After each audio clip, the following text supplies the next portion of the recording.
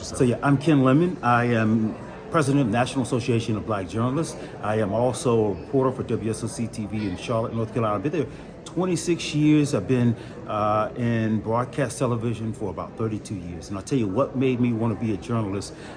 Really, it was kind of an accident, right? I went to college. I wanted to do radio. And when I did a radio internship, I realized I don't want to be locked up in a room by myself. The radio DJ sounds like they're everywhere, and the folks there sound like they're everywhere. But I got into television news. And the moment I got into a newsroom, everything changed. They literally had to force me out. They literally had to come to me and say, "You're not covered for insurance if you're hanging around here off hours."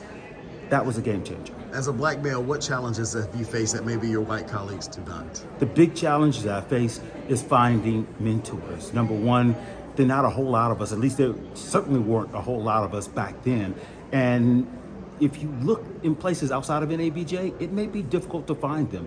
The amazing thing about the National Association of Black Journalists, as NABJ I mentioned earlier, is that there are people who are experts in the field, not only who come here, but they want to talk to young journalists. Stephen A. Smith did his show First Take just at this convention in Chicago, and right after First Take, he spent about an hour with young journalists talking to them about what they need to do to grow their game, to be better sports journalists, and to be successful in the industry. It is a place where people avail their time to be mentors, give advice, and make networking and connections that are going to change careers. Last question. Do you think as a black male journalist, your credibility is called into question where your white counterparts is not? Yeah, I think a lot of times the assumption is when you're authoritative and you're strong and you're loud and you're black, you're threatening.